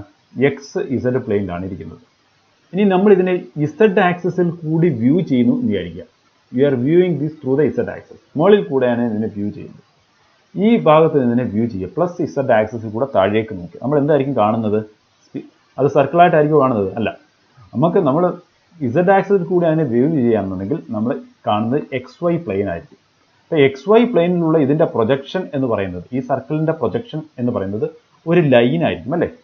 Because the circle is oriented, circle is in the x z പ്ലെയിനിലാണ് ഈ സർക്കിൾ ഇരിക്കുന്നത്. So if you are taking the projection of this circle in a perpendicular plane, that is the xy plane, then this circle will have its projection as a line. ഈ സർക്കിളിൻ്റെ projection എന്ന് പറയുന്നത് ഒരു line ആയിരിക്കും. അത് ഇവിടെ ആയിരിക്കും കാണപ്പെടുന്നത്. ഇങ്ങനെയായിരിക്കും അതിൻ്റെ പ്രൊജക്ഷൻ കാണുന്നത്. ഇവിടെ മുതൽ ഇവിടെ വരെ ആയിരിക്കും അതിൻ്റെ പ്രൊജക്ഷൻ. ഇങ്ങനെയായിരിക്കും അതിൻ്റെ പ്രൊജക്ഷൻ ഇരിക്കുന്നത് അല്ലേ? നമ്മൾ ഇവിടെ നിന്ന് നോക്കുകയാണെങ്കിൽ ഒരു ലൈനായിട്ട് നമുക്ക് തോന്നും. അപ്പോൾ ഈ സർക്കിളിൻ്റെ പ്രൊജക്ഷൻ ഇങ്ങനെയായിരിക്കും കാണപ്പെടുന്നത്. ഇവിടെ മുതൽ ഇവിടെ വരെ ആയിരിക്കും അതിൻ്റെ പ്രൊജക്ഷൻ എന്ന് പറയുന്നത്. ഓക്കെ, അപ്പോൾ രണ്ട് ലൈൻസ് ആയിട്ടായിരിക്കും അതിൻ്റെ പ്രൊജക്ഷൻസ് വരുന്നത്. എങ്ങനെ? നമ്മൾ പ്ലസ് ഇസഡ് ഡയറക്ഷനിലൂടെ നോക്കുമ്പോൾ. So when we are looking it from the plus Z direction, plus Z axis, it will look like this. One line here and another line here. Okay, ഇങ്ങനെ ആയിരിക്കും ഇരിക്കുന്നത്. Okay, ഇനി നമ്മൾ phi vary ചെയ്യുന്നതായിരിക്കുക. Phi vary ചെയ്ത് നമ്മൾ 90 degree വരിയിലേക്ക് വരികയാണ്. അങ്ങനെയാണെന്നുണ്ടെങ്കിൽ വൈയിൽ വരുമ്പോൾ ഇതിൻ്റെ പ്രൊജക്ഷൻ എന്തായിരിക്കും? 0 ആയിരിക്കും. കാരണം അവിടെ ഓറിയൻറ്റേഷൻ ഇല്ല. ഇനി അതിനിടയിലുള്ള ആംഗിൾസ് ആണ് നമ്മൾ പരിഗണിക്കുന്നുണ്ടെങ്കിൽ എങ്ങനെയായിരിക്കും പ്രൊജക്ഷൻ വരുന്നത്? അതും ഒരു സർക്കിൾ ആയിരിക്കും, പക്ഷെ ആ സർക്കിളിൻ്റെ ഡയമീറ്റർ കുറവായിരിക്കും. കാരണം എന്താ, അവിടെ 45 ആണ് നമ്മൾ പരിഗണിക്കുന്നതെന്ന് ഇരിക്കുക. കോസ് 45 ആണ് അവിടെ വരുന്നതെന്നുണ്ടെങ്കിൽ 45 ഡിഗ്രിയിൽ എക്സ് ആക്സിസിൽ നിന്നും 45 ഡിഗ്രിയിലേക്കുള്ള 45 ഡിഗ്രി ആംഗിളിലുള്ള ഒരു സർക്കിളാണ് നമ്മൾ പരിഗണിക്കുന്നതെന്നുണ്ടെങ്കിൽ കോസ് 45 ആണ് നമ്മൾ പരിഗണിക്കുന്നത്. കോസ് 45 എന്ന് പറയുമ്പോൾ എന്തായിരിക്കും, ദാറ്റ് ഈസ് ഇക്വൽ ടു 0.71 അല്ലേ, 0.71. പക്ഷെ ഇവിടെ ആയിരുന്നുണ്ടെങ്കിൽ കോസ് 0 ആയിരുന്നു, അപ്പോൾ അവിടെ 1 ആയിരുന്നു. കോസ് 0 ഈസ് ഇക്വൽ ടു 1 ആയിരുന്നു. അപ്പോൾ ഇവിടെ നമ്മൾ എക്സ് ആക്സിസിൽ എടുക്കുമ്പോൾ അത് 1 ആണെന്നുണ്ടെങ്കിൽ ആ 45 ഡിഗ്രി ആംഗിളിൽ മാറിയാണ് നമ്മൾ 5 വാല്യൂ 45 ഡിഗ്രിയിലേക്ക് മാറിയാണ് നമ്മൾ ഈ ഫംഗ്ഷനെ കാൽക്കുലേറ്റ് ചെയ്യുന്നുണ്ടെങ്കിൽ ആദ്യം എടുത്തതിൻ്റെ 0.71 കൊണ്ട് മൾട്ടിപ്ലൈ ചെയ്ത വാല്യൂ ആയിരിക്കും നമുക്ക് കിട്ടുന്നത്. അതായത് ഇത് 1 ആണെന്നുണ്ടെങ്കിൽ ഇത് 0.71 ആയിരിക്കും. ഇനി നമ്മൾ നമ്മളൊരു 60 ഡിഗ്രിയിലേക്ക് പോകുമ്പോൾ എന്ത് ചെയ്യും, ഇവിടുന്ന് അങ്ങ് 0.60 ഡിഗ്രിയിലേക്ക് മാറുമ്പോൾ അല്ലെങ്കിൽ 30 ഡിഗ്രിയിലാണ് നമ്മൾ പരിഗണിക്കുന്നുണ്ടെങ്കിൽ എന്തായിരിക്കും, 0.5 ആയിരിക്കും അല്ലേ. നമ്മൾ 30 ഡിഗ്രി ആംഗിളിലാണ് പരിഗണിക്കുന്നുണ്ടെങ്കിൽ 0.5 ആയിരിക്കും കിട്ടുന്നത്. അപ്പോൾ നമ്മൾ പല ആംഗിളിലാണ് നമ്മൾ പരിഗണിക്കുന്നത്. 0.71 അല്ലല്ലോ, കോസ് 45 കോസ് അല്ലേ, കോസ് ആകുമ്പോൾ 0.71. ഇനി നമ്മൾ 60 ഡിഗ്രിയാണ് ആംഗിൾ പരിഗണിച്ചെന്നുണ്ടെങ്കിൽ എങ്ങോട്ട് വരും, ഇവിടുന്ന് 60 ഡിഗ്രിയിലേക്ക് പരിഗണിക്കാമെന്നുണ്ടെങ്കിൽ 60 ഡിഗ്രി വരികയാണെന്നുണ്ടെങ്കിൽ അവിടെ വരുമ്പോഴത്തേനും 0.5 ആയിട്ട് കുറയും അല്ലേ. ഇത് 0.5 ആയിട്ട് കുറയും. ഇത് 0.71 ആണ്. ഇത് 0.1, ഇത് 1.0 ആണ്. 1.0, ദിസ് ഈസ് 1.0. ഇനി നമ്മൾ 90 ഡിഗ്രിയിലേക്ക് വരുമ്പോൾ എന്തായിട്ട് മാറും, 0 ആയിട്ട് വരും. മനസ്സിലായോ? അപ്പോൾ നമ്മളിത് പല 5 ആംഗിളിലാണ് ഇതിൻ്റെ പ്രൊജക്ഷൻ എടുക്കുന്നതെന്നുണ്ടെങ്കിൽ ഈ പ്രൊജക്ഷൻ എല്ലാം കൂടെ വരുന്നത് ഒരു സർക്കിളിലായിരിക്കും, ഒരു ഹെമി സർക്കിളിലായിരിക്കും. നമ്മൾ അതുപോലെ ഈ ഇങ്ങോട്ടുള്ള 5 ആംഗിൾസിലും എടുക്കുമ്പോൾ മറ്റൊരു ഹെമി സർക്കിളിലായിരിക്കും വരുന്നത്. അപ്പോൾ നമ്മൾ നോക്കുമ്പോൾ എന്താ, നമ്മൾ മൊത്തത്തിലുള്ള എല്ലാ 5 ആംഗിൾസും കൺസിഡർ ചെയ്യുമ്പോൾ നമുക്ക് കിട്ടുന്ന എന്തായിരിക്കും, ഒരുപാട് ഇതുപോലെയുള്ള ലൈൻസ് ചേർന്നുള്ള ഒരു സ്ഫിയർ ആയിരിക്കും നമുക്ക് കിട്ടുന്നത്. ഒരുപാട് ലൈൻസ് ചേർന്നുള്ള ഒരു സ്ഫിയർ ആയിരിക്കും നമുക്ക് കിട്ടുന്നത്. So that sphere will be oriented along which axis, x axis കൂടിയായിരിക്കും ഓറിയന്റ് ചെയ്യുന്നത്. Therefore, when we are plotting the this function that is sin theta cos phi function, that will be the two spheres oriented along the x-axis. It will be two spheres oriented along the x-axis. Therefore, we can call this as the px function. Okay. So this one actually is the angular part of the px orbital. px ഓർബിറ്റലിൻ്റെ angular പാർട്ടാണ് നമ്മളിപ്പം വരച്ചത്. ഇവിടെ ശ്രദ്ധിക്കുക, നമ്മളിപ്പം സത്യത്തിൽ ഇവിടെ plot ചെയ്ത് we plotted the linear combinations of the two functions അല്ലേ. നമ്മൾ ആ ഫംഗ്ഷൻ അതുപോലെ പ്ലോട്ട് ചെയ്യുകയല്ല ചെയ്തത്, നമ്മൾ ആ കോംപ്ലക്സ് ഫംഗ്ഷൻസിൻ്റെ ലീനിയർ കോമ്പിനേഷൻ എടുത്ത് ആ ലീനിയർ കോമ്പിനേഷൻ്റെ പോസിറ്റീവ് ലീനിയർ കോമ്പിനേഷനെയാണ് നമ്മൾ പ്ലോട്ട് ചെയ്തിരിക്കുന്നത്. That corresponds to the px orbital. ഇനി നിങ്ങളിവിടെ നോക്കാണ്ടേ, ഇവിടുത്തെ ലീനിയർ കോമ്പിനേഷൻ നടത്തിയപ്പം നമുക്ക് കിട്ടിയ ഫംഗ്ഷൻ എന്തായിരുന്നു, ഇതായിരുന്നു 3/4π⁴ sin θ cos phi. അപ്പോൾ ഇവിടുത്തെ sin θ cos phi ആണ് നമ്മൾ അവിടെ പ്ലോട്ട് ചെയ്തിരിക്കുന്നത്. അതിൻ്റെ 2 സ്ഫിയേഴ്സ് ആയിട്ട് കിട്ടുന്നത്. ഇനി ഇതിനെ മൾട്ടിപ്ലൈ ചെയ്തിരിക്കുന്ന ഫാക്ടർ ഏതാണ്, 3/4π⁴ ആണ്. ഇനി നമ്മൾ തൊട്ട് മുമ്പ് കണ്ട pz ഓർബിറ്റലിലേക്ക് നോക്കൂ. pz ഓർബിറ്റലിൻ്റെ കേസിൽ എന്തായിരുന്നു അവിടുത്തെ മൾട്ടിപ്ലിക്കേഷൻ ഫാക്ടർ, 3/4π⁴ ആയിരുന്നു അല്ലേ. അപ്പോൾ നമുക്ക് ഇതുപോലെയുള്ള ഒരു സ്ഫിയറും ആ സ്ഫിയറിൻ്റെ മൾട്ടിപ്ലിക്കേഷൻ ഫാക്ടർ എന്ന് പറയുന്നത് 3/4π⁴ ആയിരുന്നു. അപ്പോൾ pzലായാലും pxലായാലും നമുക്ക് കിട്ടുന്ന ആംഗുലാർ പ്ലോട്ടിൻ്റെ സൈസ് എന്ന് പറയുന്നത് സെയിം തന്നെയാണ് കേട്ടോ. The size of the angular plot is same in the px and pz orbital അല്ലേ. രണ്ട് കേസിലും സെയിം ആണ് അവിടുത്തെ ആംഗുലാർ പാർട്ടിൻ്റെ സൈസ് എന്ന് പറയുന്നത്. കാരണം 3/4π⁴ ആണ് രണ്ട് കേസിലെയും മൾട്ടിപ്ലിക്കേഷൻ ഫാക്ടർ. അത് വളരെ പ്രധാനമാണ്, അത് ഓർത്തിരിക്കുക. നമ്മൾ ലീനിയർ കോമ്പിനേഷൻ എടുക്കുന്നെങ്കിൽ കൂടിയും ഇവിടുത്തെ സ്ഫിയേഴ്സിൻ്റെ സൈസിന് യാതൊരു വ്യത്യാസവും ഉണ്ടാകുന്നില്ല. നമുക്ക് കിട്ടുന്ന റിസൾട്ടിങ് സ്ഫിയേഴ്സിൻ്റെ സൈസ് ഒന്ന് തന്നെയായിരിക്കും. Okay, now we are going for the next linear combination. So the next linear combination is between y1 1 and y1 minus 1, but we are subtracting this one. We are taking negative linear combination. Okay, subtracting this one. Here also we have to add the normalization factor. Here the normalization factor is 1 divided by root 2I. Okay, this is the normalization factor. So we are going to do this one. So what we will get? That is 1 divided by root 2 into I into 3 by 8 pi raised to half sine theta. This is a common factor from these two functions. And then inside the bracket we have e raised to I phi minus e raised to minus I phi, right? And e raised to I phi minus e raised to minus I phi is equal to 2I sin phi. We have already done this in the case of particle in a sphere. Okay, so that is equal to 1 divided by root 2I 3 by 8 pi raised to half sin theta e raised to I phi minus e raised to I phi is equal to 2I sin phi. 2I sin phi. So I and I are cancelled. So what is the result is 3 by 4 pi. Sorry, the result is 3 by 4 pi raised to half sin theta sin phi.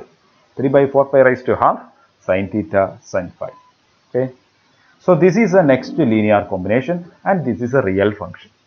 So ഇങ്ങനെ കിട്ടുന്ന linear combination ഈ real function ആണ് നമ്മൾ ഇനി plot ചെയ്യാൻ പോകുന്നത് 3 by 4 pi raised to half sin theta sin phi. എന്താണ് ഇവിടുത്തെ വ്യത്യാസം എന്ന് പറയുന്നത്? നേരത്തെ കിട്ടിയ linear combination എന്ന് പറയുന്നത് 3 by 4 pi raised to half sin theta cos phi ആയിരുന്നു. അപ്പോൾ ഇപ്പം നമുക്ക് കിട്ടിയിരിക്കുന്നത് 3 by 4 pi raised to half sin theta sin phi ആണ്. ഇവിടെ അവിടെ cos phi ഇവിടെ sin phi ആണ്. അപ്പോൾ ഈ ഫംഗ്ഷനെ നമുക്ക് ഒന്ന് പ്ലോട്ട് ചെയ്യണം. Okay, so we are going to plot this function. So let me plot this function against theta. So theta here, okay, and here I am going to take this as the y-axis. Then I am y-axis എടുക്കാം. Purposely ആണ് ഞാൻ y-axis എടുക്കുന്നത്. Okay, here phi is equal to phi is equal to 90 ആയിട്ട് എടുക്കുന്നു. അപ്പം phi 90 ആയിട്ട് എടുക്കാനുള്ള കാരണം എന്ന് പറയുന്നത് phi is equal to 90. നിങ്ങൾ കാണാൻ പോകുന്നത് phi is equal to 90 ആണ്. phi is equal to 90 ആയിട്ട് എടുക്കുന്നു. phi 90 ആയിട്ട് എടുക്കുമ്പോൾ ഇത് ഏതായിരിക്കും? y ആക്സിസ് ആയിരിക്കും അല്ലേ? ഇവിടെയാണെന്നുണ്ടെങ്കിൽ phi 270 ആയിട്ട് എടുക്കുന്നു. phi 270 phi 270 ആകുമ്പോൾ ഇതായിരിക്കും മൈനസ് y ആക്സിസ് ആയിരിക്കും. ഓക്കെ, അപ്പം ഇത് 90യും 270 ആയിട്ട് ഞാൻ സെലക്ട് ചെയ്യാനുള്ള കാരണം sin 90 is equal to 1 and sin 270 is equal to -1. ഇതുകൊണ്ടാണ് ഞാൻ ഇങ്ങനെ സെലക്ട് ചെയ്തിരിക്കുന്നത്. ഓക്കെ, സോ ആദ്യത്തെ പ്ലോട്ട് നമുക്ക് ഈ രീതിയിൽ നമുക്ക് വരയ്ക്കാം. 1ഉം -1ഉം വരുന്ന രീതിയിൽ വരയ്ക്കാം. Okay, so theta, then I will plot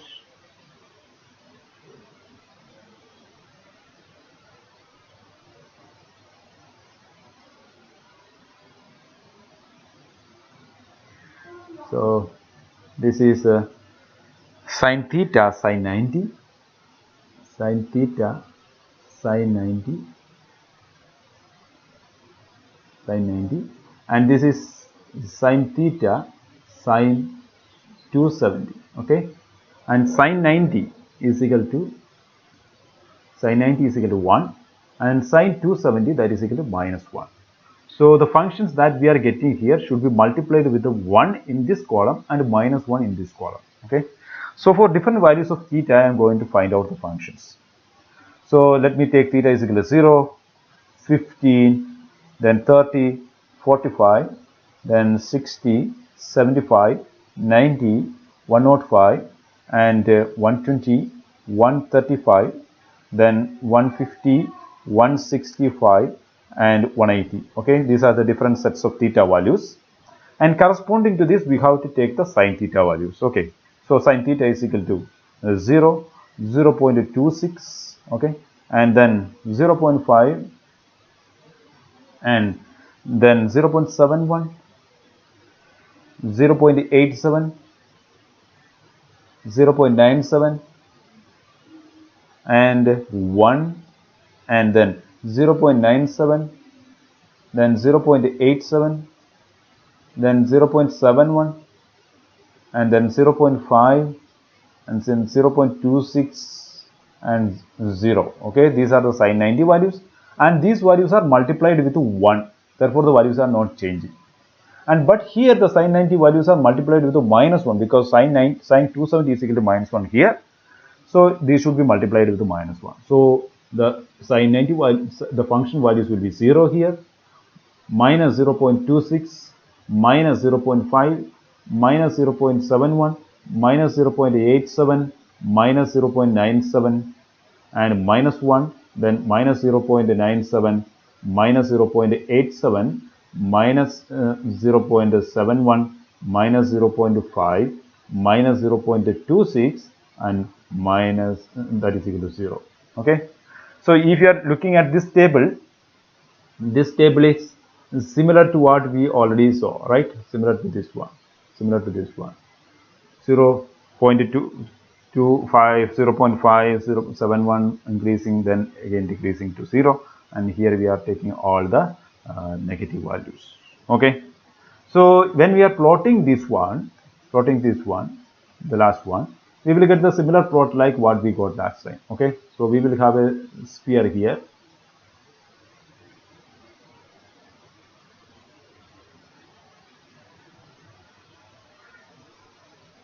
Okay, I am just drawing a sphere, that's all. My sphere is very bad, you know, but you know that this is this should be a sphere. Okay, so I am not doing justice to my writing. I am not satisfied. Okay, anyway, let me draw a better sphere. I don't have the tool to draw a sphere in this program. Otherwise, I could have done this. Okay.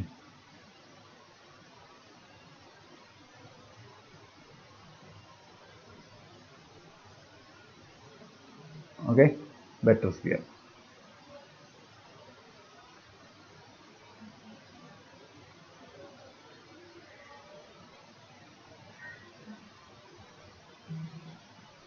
Okay, so I get two spheres when I plot this one. Okay, not two spheres, two circles.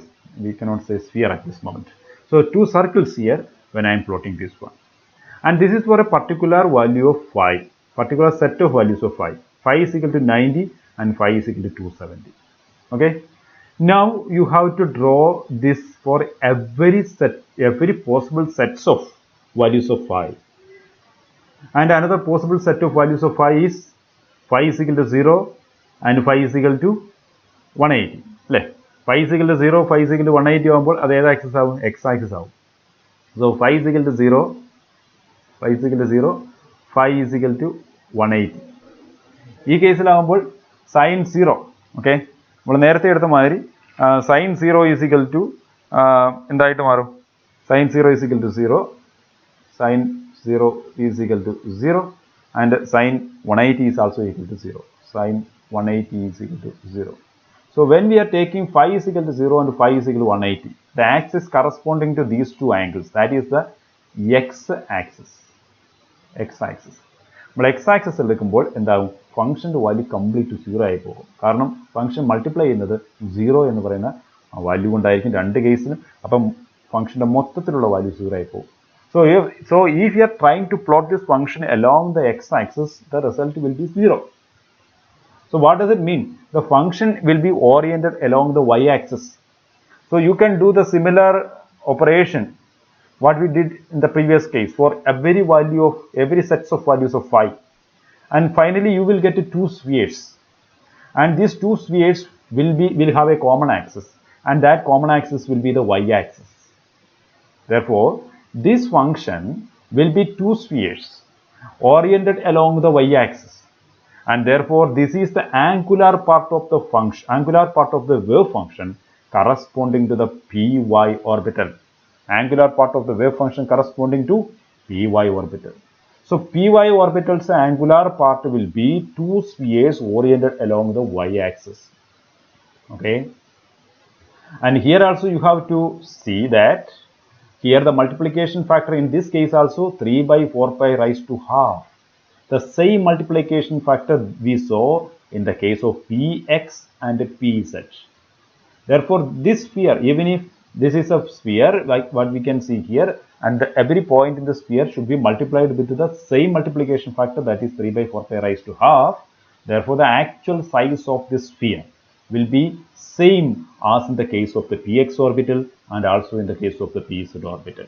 Okay. So, now we have the plots of the angular functions for the Px and Py orbitals. And what we have seen here is, in all the cases, we have two spheres oriented along the three mutually perpendicular lines.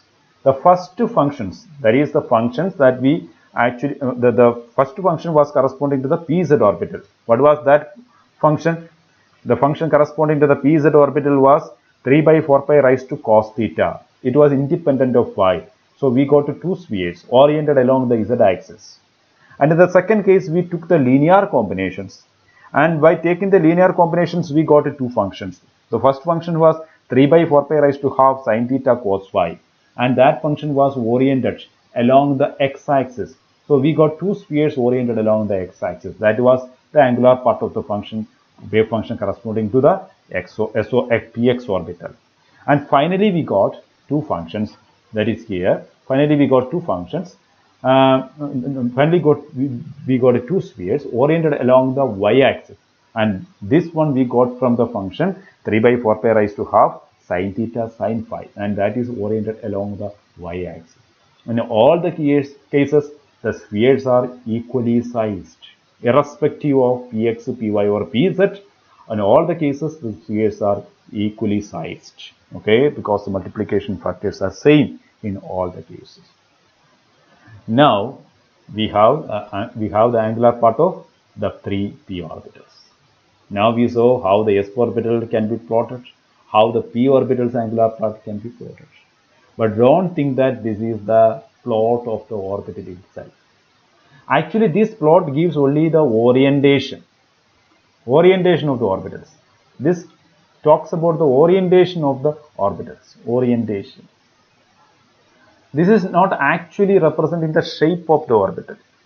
The shape of the orbital cannot be represented like this because we are plotting only the angular part of the wave function. What is the orbital actually? Orbital is the total psi function, and that total function contains r, p and f. Here we have plotted only p and f, the product of p and f. So this is not the total function. Therefore, we cannot say that this is the orbital itself. Orbital actually is the region around the nucleus where there is maximum probability to find the electron, that is the orbital. So if you want to plot the orbital, what you have to do? You have to take the psi star, okay? That is the square of this wave function, psi star, okay? And you have to calculate the psi star for every volume element around the nucleus, okay? You have to find out the value of psi star for every volume element around the nucleus, and that psi star will depend upon r, theta and phi. You have to evaluate this RPF, and then you have to find out psi star, and then you represent the value of the psi star by a dot. And the value of the psi function is indicated by the density of the dot. Means you are calculating the psi star for a particular, this is a region and this is a nucleus, and you are calculating the psi star for this region, okay? And there you will get a particular value of psi star. After that, you calculate the psi star for another region, this one, okay? There you get another psi star value, and you think that the value that you obtained in the first case was greater than the value that you obtained in the second case. How you will represent that? You have to represent it by dots, where the first dot is more dense than the second dot. അല്ലേ, ആദ്യത്തെ dot ഇവിടുത്തെ size സ്റ്റാറിന്റെ value വളരെ വലുതായതുകൊണ്ട് അവിടുത്തെ dot വളരെ dense ആയിരിക്കണം, പക്ഷേ ഇവിടുത്തെ dot അത്രയും ഡെൻസ് ആകാൻ പാടില്ല. മനസ്സിലായോ? ആ രീതിയിൽ നിങ്ങൾ ഡോട്ടുകളുടെ ഡെൻസിറ്റിയുടെ അടിസ്ഥാനത്തിൽ സൈസ് സ്റ്റാറിനെ പ്ലോട്ട് ചെയ്തെടുക്കുകയാണെങ്കിൽ അങ്ങനെ കിട്ടുന്ന പ്ലോട്ടാണ് സത്യത്തിൽ ഓർബിറ്റലിന്റെ പ്ലോട്ട് എന്ന് പറയുന്നത്. നമ്മൾ ഇപ്പം വരച്ചതൊന്നും ഓർബിറ്റൽസിന്റെ പ്ലോട്ട് അല്ല, but that gives you an indication of the orientation of the orbitals. Okay, indication of the orientation of the orbital. Now we understand that the s orbital will be spherically symmetric and the px orbital will be oriented along the x, py is oriented along the y, and pz is oriented along the z. It doesn't mean that px actually is two spheres oriented along the x. That is not the meaning. If you want to see the actual picture of the px orbital, we have to calculate the psi star corresponding to the px or py or pz, whatever it may be, psi star for every dot around the nucleus, and then we have to represent these dots with the different densities, and that will give you the real plot of the wave function. That we can do with the help of a computer. Okay, we cannot do it manually like in a polar plot like this. We can do it in a computer. Okay, so what we have done here so far is the angular plots, not the orbitals. Okay, these are the angular plots of the wave function. Okay, and if you say that this is a this represents the shape of the orbital, yeah, it somewhat represents the shape of the orbital. But to say that it is completely represents the shape of the orbital, that will not be faithful. Okay, that will not be faithful. Okay, so the faithful representation of the shape of the orbital is not this one, what we are seeing here. The faithful representation of the orbital will be obtained only in this way. We have to calculate the psi star for every element around the nucleus and then represent this with the dots with the different densities. Then we will get the plot of the orbitals. Okay, I hope you understood well about the angular part of the wave function. Now we can do this with the d orbitals as well. Okay, and that is going to be more lengthy. Then we have to do this anyway. I will show you how to do this, and you have to do something yourself also. Okay, and thank you for watching and stay tuned.